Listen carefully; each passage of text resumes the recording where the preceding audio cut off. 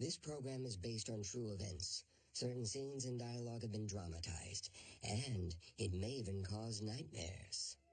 I'm Todd Robbins, and all my life I've been fascinated with stories so strange, so dark, so twisted, they couldn't possibly be true. I have 3 of them for you. A story of a strange family. Anything unusual today? And an even stranger death. She's dead. My God. The death of an entrepreneur that wasn't business as usual. Oh my God. A dive bar, a parrot, and a murder. Oh, rest assured, the stories you're about to see actually happen. It's all in the stars. You just have to know where to look. I guess they're nightmares that have already come true.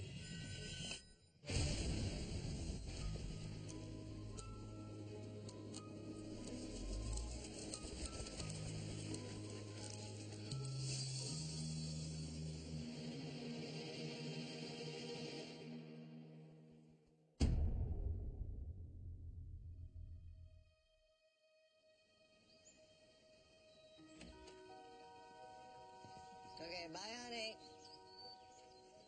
Families come in all shapes and sizes. There are large families, small families, happy families, crazy families. And here's the thing. We don't get to choose what family we get. It's chosen for us. It's all a matter of fate. But if the stars align properly, we get born into a family that is loving and large. And if not, well, you're about to see what happens then. Meet Fred and Ebba Covell, father and stepmother to Lucille and Alton Covell. And to round out this family was Fred's brother, Arthur. Arthur came to live with Fred and his family after he was in a terrible accident that left him paralyzed. Just relax, Mrs. Green. Fred Covell was a successful chiropractor. How's that feel? I think it feels better. Well, we'll see you next Tuesday, then. Thank you, Mrs. Green. Stiff necks, bad backs, adjustments of all kinds. For Fred Covell, Thursday, September 3rd, was just a normal day at the office. Until the phone rang. Hello? Yes, Arthur. Slow down, Arthur. What? Arthur, stop shouting. I'll be right there. It was the kind of phone call that changes your life forever, and not in a good way. Arthur, the bearer of bad news, was Fred's brother. He lived with Fred and his family, a family that is now smaller by 1. Arthur, where is she? Lucille was the one who found her. She was just lying there. Lucille, where is she? She was sleeping when I found her. I couldn't wake her up. Where is she? She's upstairs.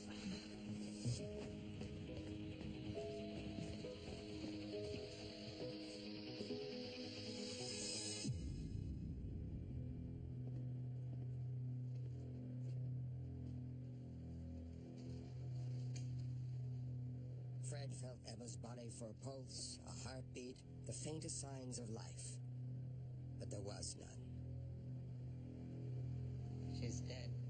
My God. I'll call the mortuary, make arrangements.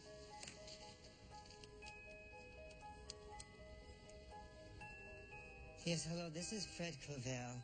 There's a corpse in my house. Fred didn't call the police. He didn't call an ambulance. He called a mortician to come and get his wife and take her from the home. Right away, if possible. Yes, tonight, yes, please. The address is 101 Firetown Road. Her name, Ebba Covell. She's my wife. Okay, thank you. I'll be here when you arrive.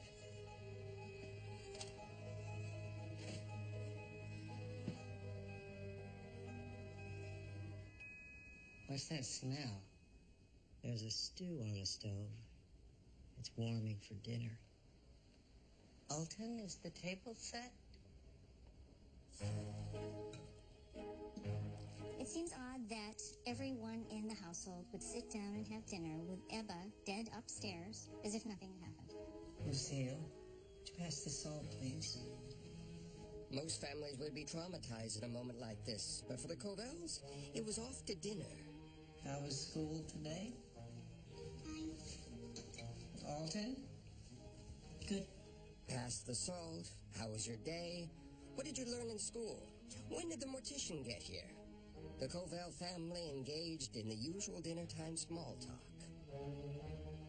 Anything unusual today?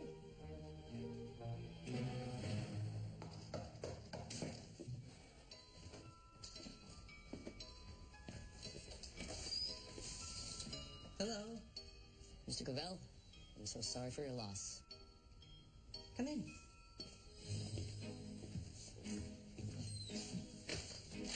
Hello. Hello?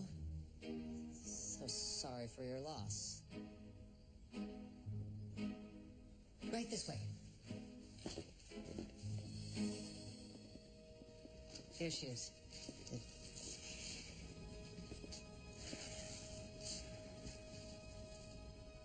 We'll handle all the arrangements, Mr. Covell. You have enough to think about now. We'll also take... Ebba?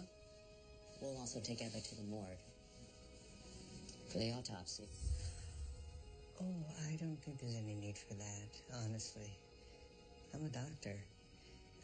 It's obvious there's just been a heart attack or some kind of a stroke. And there's no need for an autopsy, especially if you know it's natural causes, am I right? So if you could just take her to the funeral home.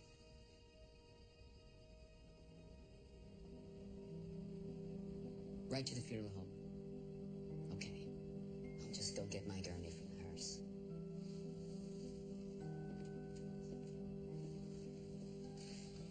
Natural causes.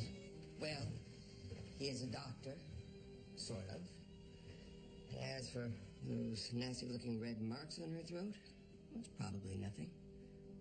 Probably. Something's off here, right? This undertaker knew a suspicious death when he saw one, so he didn't do what Fred Covell asked him to do. In fact, he did the opposite. He called the police right away. Detective Doug Melhorn rushed to the morgue to examine Ebba's corpse. The undertaker contacted the police and told them what had happened in the Covell household. And he further told an investigator that he found a strange red mark on the side of Ebba's neck. It's plain as day. You don't get a mark like that from a natural death. Am I wrong? Feels like she has a broken neck. A broken neck? That's about as far from a natural cause as you can get. The cause of death was ruled a murder. But with Fred at work, 2 kids, and a paraplegic, who could have killed Ebba? The police have the same questions. Detective Joe Flannery started the investigation with Lucille and Alton. So you've seen your parents fight before, yeah? They fight a lot? Yeah. You seen them fight recently? Yesterday they did. Day before that some. And Monday too. On the weekends when Dad is home, they fight. The children said that Ebba and Fred fought constantly, and they talked about a lot of friction in the household. Ebba was unhappy about the long hours Fred was spending at his chiropractic office. She was unhappy about taking care of her brother-in-law. She had 2 stepchildren who she felt didn't respect her very much. This was not a happy household. Arthur, what do you think happened? I guess it could have been natural causes, like Fred said. What do you mean, I guess? He had 3 other wives. One of them left, 2 others died. Ebba makes 3 dead wives. All natural causes, I guess. Yeah, bad luck. All them wives dying on Fred. Or leaving. The red mark on Ebba's neck, the string of dead wives, the fighting, the evidence, circumstantial though it was all pointing right at Fred. Fred was the only person who appeared to the police to be physically capable of committing this crime. He had the education, training, and physical strength to snap her neck quite efficiently. I did not kill my wife. Your kids say that you and Ebba fought all the time, yelling, screaming, and this is what your third wife to die on you out of 4? Well, your wives don't last too long, do they? Oh, no. This is not real. I'd like to speak with my lawyer. No, right now we're just talking theories. Like, what if you came home and your wife was on the floor, dead? Who are you gonna call first? Police? No, he calls an undertaker to take his wife away. Then he sits down, he has a nice bowl of stew. I admit nothing. Okay, doctor? Stand up. None of this is true. Fred Cavell, you're under arrest for the murder of your wife, Ebba Cavell. A dead wife and a husband charged with murder. It's a sad but all too common ending for a story like this. Except it's not the end. It's just the beginning.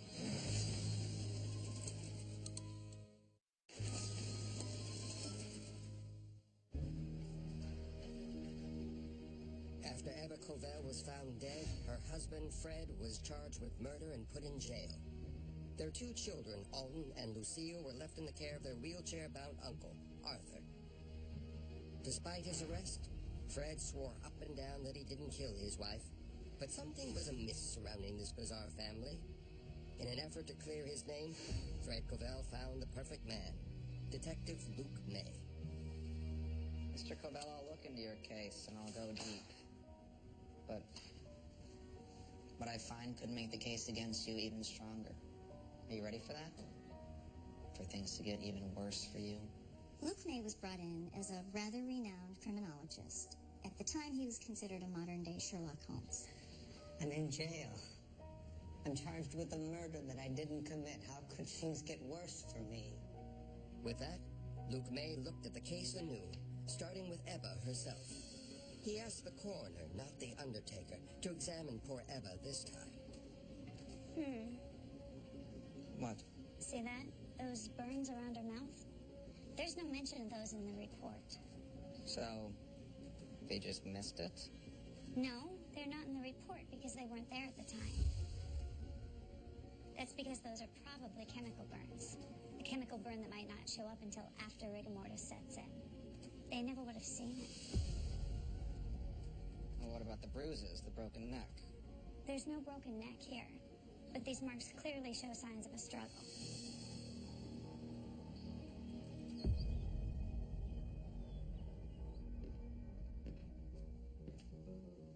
Luke May discovered that the investigators had gotten the cause of death wrong, so he decided to start fresh and look at everybody and everything one more time with a fresh eye. He began at the scene of the crime, the bedroom where Ebba's body was discovered by Lucille.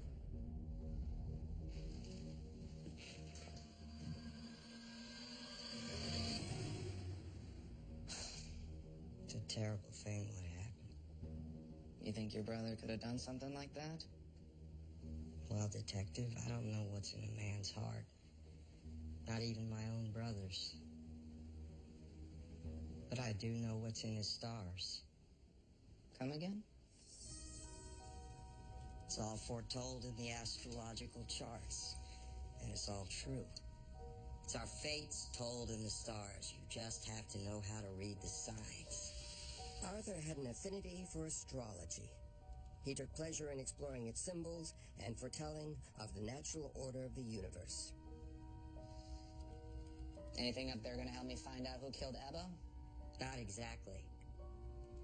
What do you mean, not exactly?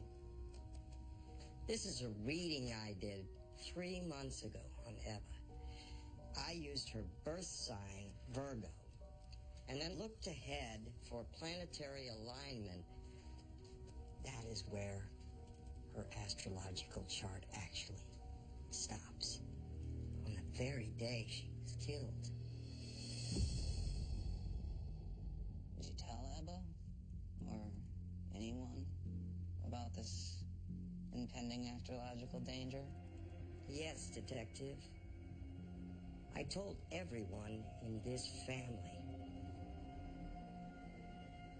Did your Uncle Arthur tell you that he knew that something bad was going to happen to your stepmother?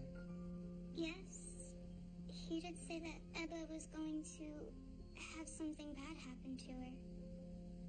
He said it was in the stars. He said everything was in the stars. You just have to know where to look. And Uncle Arthur knows where to look.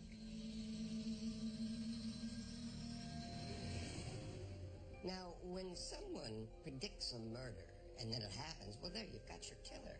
It's a he who predicts it commits it principle of crime solving. But Arthur was in a wheelchair. He was physically incapable of killing Ebba. Something doesn't add up. Lucille, do you think your daddy killed your stepmother? No, I know he didn't. If your daddy gets punished for something he didn't do, that's not the truth, is it? Lucille, do you know who killed your stepmother? And that's all it took for Luke May to discover who killed Ebba Covell. It's time to tell the truth. And I know you know the truth. It's all right here. Alton, Ebba's stepson. Go ahead, look at it. It says that with Virgo rising and a cross moon, you killed Ebba Covell. How did you know that? Well, it's all in the stars. You just have to know where to look. Now, Alton, I know you did it. You killed your stepmother. The stars predicted it. But what I don't know is how. That's not in the stars. I used ammonia. That's what I did. I covered the rag with the ammonia. Then I went downstairs. My stepmother was in the kitchen. She never even saw me. I snuck up behind her, and I covered her face with that rag. And I held her until she stopped breathing. Once I knew she was dead, I dragged her into the bedroom and I laid her down next to the bed. Just like how she was found. The chemical burns were caused by Alton putting an ammonia-soaked rag up to her face. And ammonia is quite caustic when it touches skin, and that left chemical burns. Why, Alton? Why would you kill your stepmother? It was my Uncle Arthur. He asked for me to do it. He told me to do it. Uncle Arthur commanded you to kill your stepmother? Yes, sir. He said that his charts told him that it was her time. Arthur reportedly influenced Alton by hypnotizing or brainwashing him into receiving suggestions that manipulated his behavior. And Arthur had him believing that he needed to carry out what the planets and the stars foretold, and if he didn't do so, that something bad could happen to them. But the question is, why did Arthur do it? It was about control, really. Arthur was obsessed with regaining the control he lost when he was paralyzed. But the only way he could do that was with his mind. So he preyed upon his impressionable nephew. But when Ebba caught on to Arthur's attempt to tamper with her son's mind, he formulated a plan to kill her by brainwashing Alton.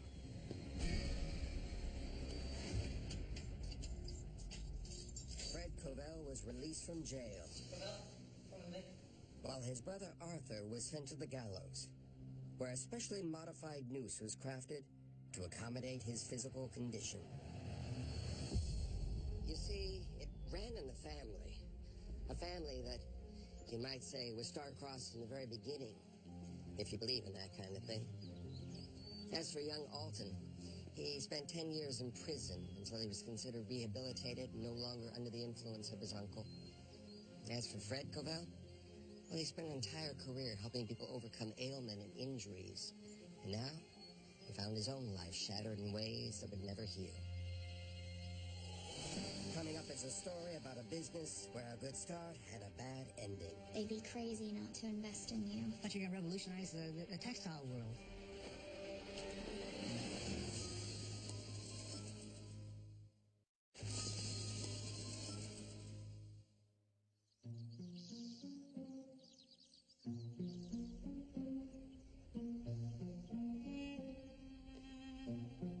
Here's to the businessman, the risk taker, the entrepreneur, the TV that you're watching, the phone you hold in your hand, and so many things in our world exist because someone had a vision and a plan. With little more than an idea, hard work, ingenuity, and a great deal of luck, they can change the world. Meet Charles Schwartz, husband, entrepreneur. Charles was one of those swing for the fences types. Charles, you've done this 100 times? I know, but there's a lot riding on these meetings. We need every penny we can get.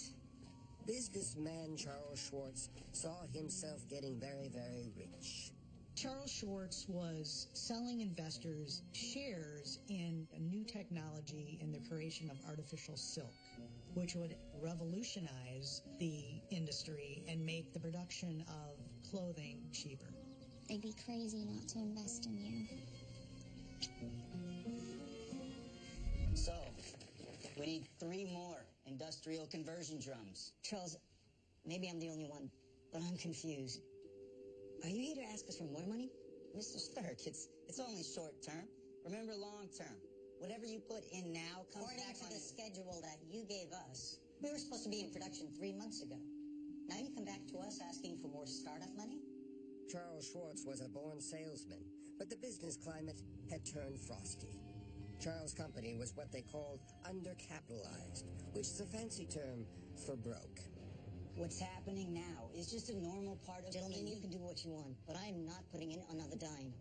In fact, I have a contract that says I'm supposed to see a return 30 days ago. And you will. So, Charles, I'm going to send this to my lawyer. I'm sorry. Mr. Sturck. This time, it seems that even with all his salesman savvy, Charles Schwartz couldn't talk his backers into sinking more money into his revolutionary artificial silk idea. One by one, his investors shut the door on him. Dejected but not defeated, he returns to his factory, where he encounters Gilbert, the delivery man. Hey, Jilly, good to see you. Ever the salesman, Charles Schwartz would talk to anyone about his idea, as long as they would listen. And Gilbert seems willing. My business plan, it's a winner, but it's hard to get people to see it, you know? I want to see it someday. I mean, how you do it? Your laboratory. There's not much to see. I thought you were going to revolutionize the textile world. And besides, I got a few bucks. I would invest. I've got a few bucks. Music to any entrepreneur's ears. Tell you what, if you like what you see, maybe we can talk about a business opportunity, huh? That sounds like a deal. When you're in business, you have to seize an opportunity wherever you are. If plan A fails, well, you have to be ready when plan B walks through the door.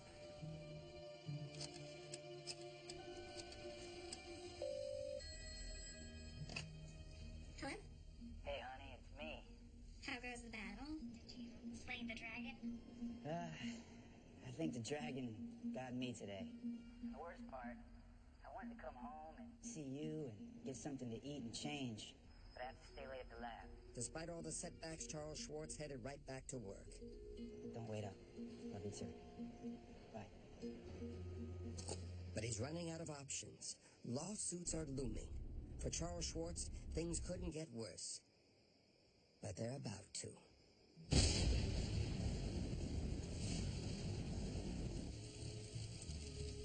On the late evening of July 30th, 1925, the laboratory explodes in fire. The night watchman knows that Charles Schwartz is working late that night on the secret formula to create artificial silk.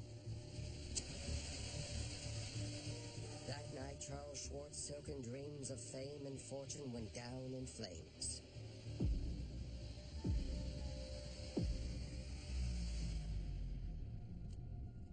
A charred body was discovered and sent to the morgue. Detectives Phil Bryant and John Sweeney were assigned to the case and brought in Charles' wife to identify the body.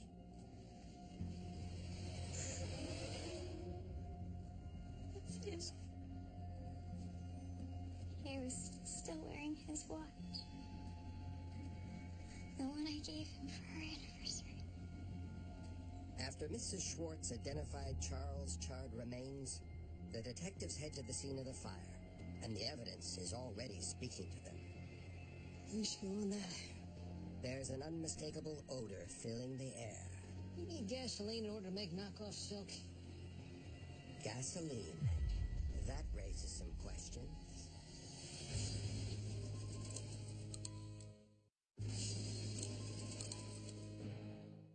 Charles Schwartz's latest business venture is coming apart at the seams. Silk seams, to be exact. I'm gonna send this to my lawyer. He's had investors walk out on him, his factory burned down, with him in it. During the course of the investigation, they discovered 4 areas that had accelerants used to help ignite the fire and to spread the fire. The combination of the accelerants and the dead body made them naturally assume it could be a murder. They started a murder investigation. Somebody brought gasoline to a shop that didn't need it, and poof, the next thing you know, there's a fire, and a deadly one, too. And when someone dies in an arson fire, it's called murder. The question is, who would want to kill Charles Schwartz? They start with the person who knew him best, his wife, the widow Schwartz. Have a seat. We know it's a very difficult time. We just have a few questions to ask, if that's okay. Your husband, the last few days, was there anything strange that you noticed? Maybe somebody that didn't like him? No. Never. I'm sorry, ma'am, but I have to ask. Was Charles faithful? If he wasn't here with me, he was at work. That's it. Was there anyone at work that didn't like him? Maybe somebody that he fired? He did mention that he was getting pressure from his investors. Thank you so much for your time. We'll see ourselves out. It's not certain whether Mrs. Schwartz knew how dire her husband's finances were in the summer of 1925. Shrewd investors that feel they got stiffed? Definitely the next stop for the detectives. Let me just see if I understand. You're accusing me of killing Charles Schwartz. No one's accusing anyone of anything. Mrs. Schwartz owed you quite a bit of money, correct? I'm in business, detectives. Have been for 25 years. If someone gets a little overextended with me, I don't burn them alive. You know what I do? I call my lawyers. I've got lots of them, if you know what I mean. Have a nice day, gentlemen. The detectives met with other investors and anyone associated with Charles' business venture. But with no new leads, the case was going cold. Until a call came in.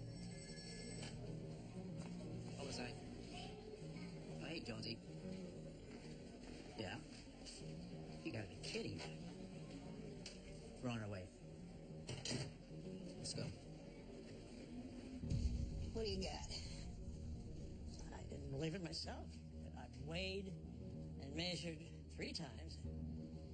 The guy's medical records say he's 6'2" and weigh 210 pounds. The body in the fire was 5'10", weighed at 180.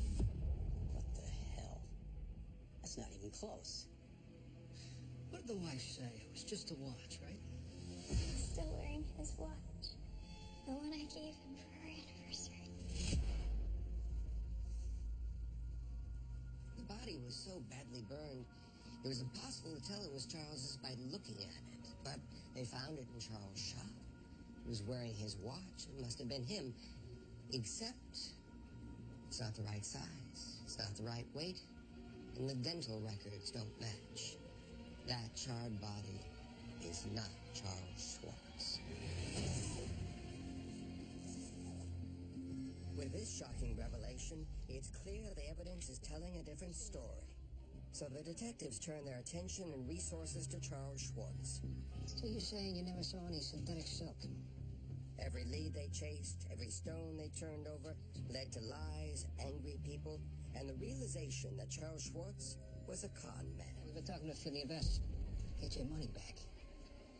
Charles Schwartz was not a chemist, but he could sell anybody anything. In the summer of 1925, his Ponzi scheme was starting to collapse. The debts were mounting up. Investors were beginning to put pressure on him for results that he knew were never going to materialize. At this point in the investigation, they're looking for Charles. They know that he's fled the area. They're blasting the media with his picture in hopes that somebody will be able to provide some information as to his whereabouts. Yeah, Sweeney here. The police were flooded with tips, including one from the elderly owner of a boarding house. She had recently booked a new renter, and he looked just like Charles, the living version, that is. Charles Schwartz! Open the door! Police! No, you guys got the wrong room. Charles, don't make this any worse. Just come out. Your wife wants to see you. Sorry, fellas. Are you here? Charles Schwartz is dead.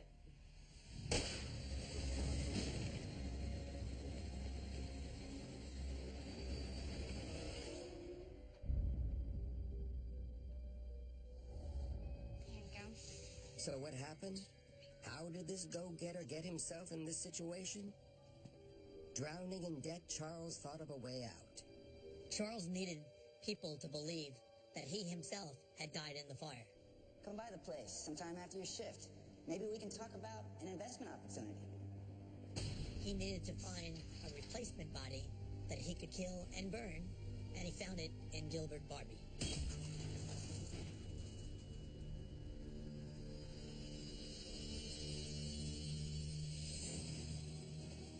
Charles dragged Gilbert's lifeless body to its final resting place. And in the final act of desperation, Cheap thing. put his watch on poor Gilbert's wrist.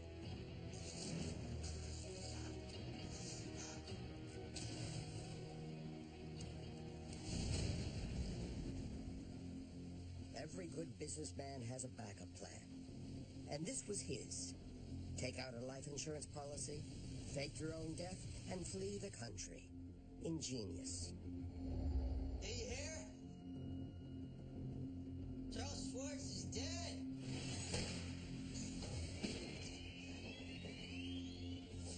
But when he pulled that trigger, Charles Schwartz not only canceled that life insurance policy, but his life as well. How he planned to cash that policy while presumed dead, we'll never know. Charles Schwartz, con man, murderer, man who lived once, but died twice.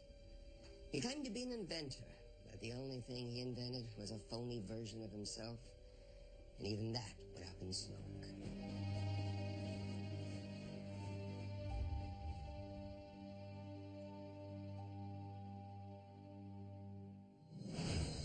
Next is a story about a bar where last call came in the form of death. Don't be stupid. Come on. No.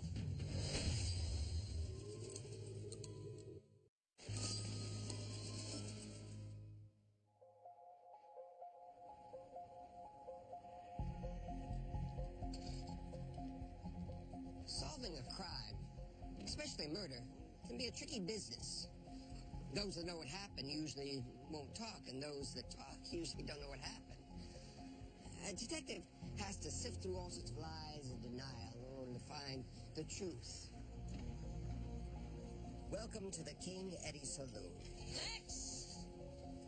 A neighborhood dive that had cheap beer on tap, a parrot on the bar. Hey! And a dead body on the floor.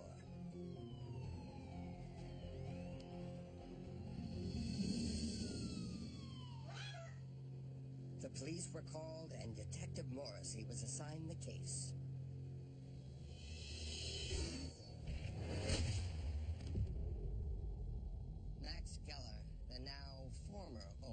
this saloon and victim of a cold-blooded murder. Max was gunned down while standing behind this bar that he had run for 20 years. And Detective Morrissey hasn't got much to go on. How you doing? Not so good. No, man, I don't believe this. It's like, everybody loved Max, so... Max Geller. You own the place? Yeah, he was here every night. How about the customers? What do you know about them? I mean, nothing special. Lots of regulars, you know, same jokers every night, so...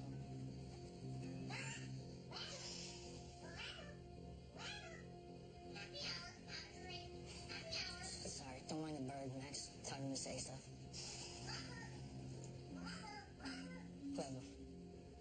The bird seems to think it's a robbery, so... Is that right? Think it's a robbery?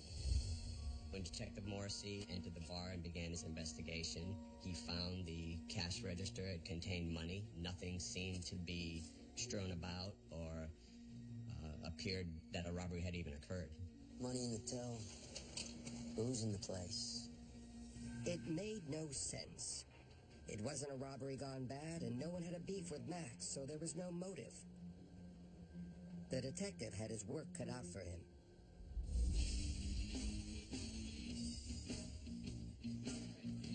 The majority of murders are done by someone the victim knew. So that night, the King Eddie was open for business, and Morrissey was there. This bar was Max Geller's whole life, so the odds are that someone here knew who pulled that trigger. Come in here a lot. You a regular? Yeah, I come here to drink all the time. Suppose you heard about Max. You might have any information that might help me catch this murderer. I don't know nothing, man. I just come here to drink. People that frequented the bar were generally considered blue-collar workers.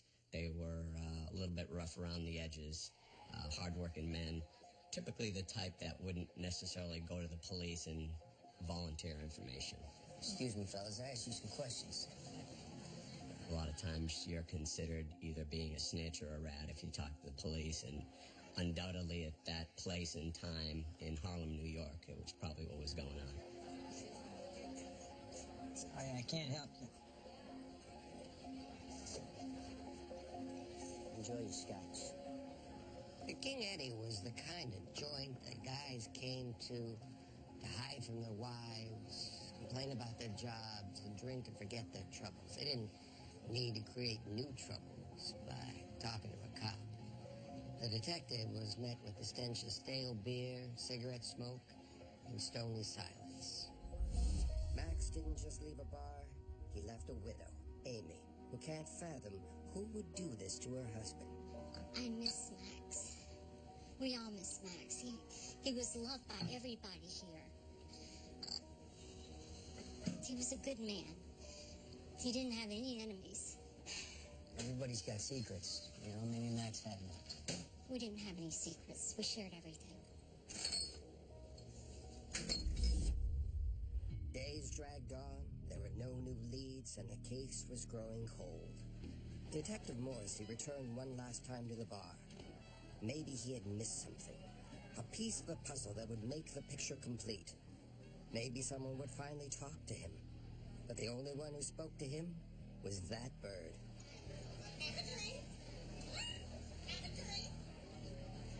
It's a good idea, Bird. Let me get a whiskey. Make it a double.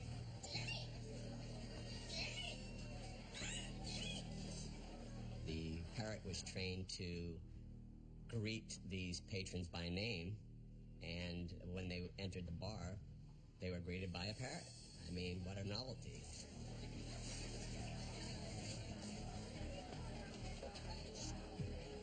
Robert. You were saying Robert.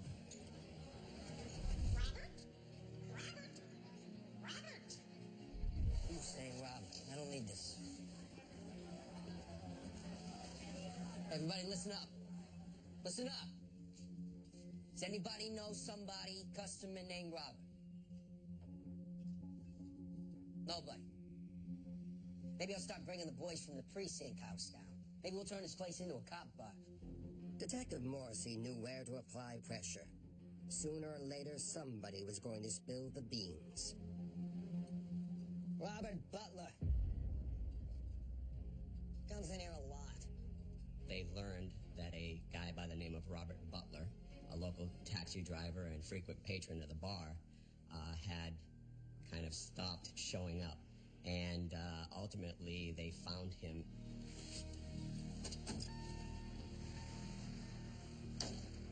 Robert Butler.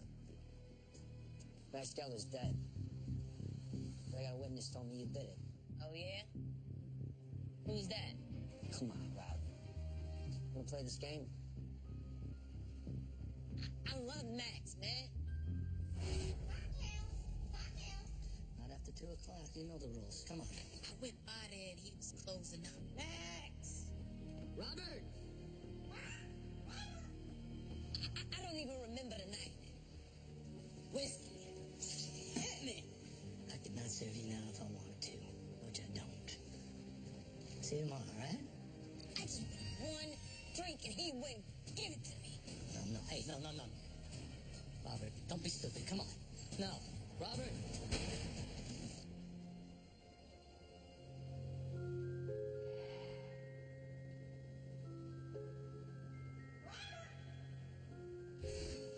I didn't mean to kill him, man. You murdered a man in a public establishment. You didn't think there was going to be witnesses? Stupid. Robert Butler, you're under arrest for the murder of Max Geller. Give me your hands. When they confronted Mr. Butler and asked him particularly what he thinks about the green parrot back at the bar, he said, "I never liked that bird." Hard to believe, isn't it, that a talking bird would crack the case? But it really happened. The victim's parrot turned stool pigeon and led to the arrest of Robert Butler. Butler was sentenced to 15 years for the murder of Max Geller. And this all should serve as a lesson to anyone who wants to commit a crime. There's always someone or something that knows the truth. I told you all these stories were strange. And don't worry, I have plenty more. Until then, may all your nightmares come true.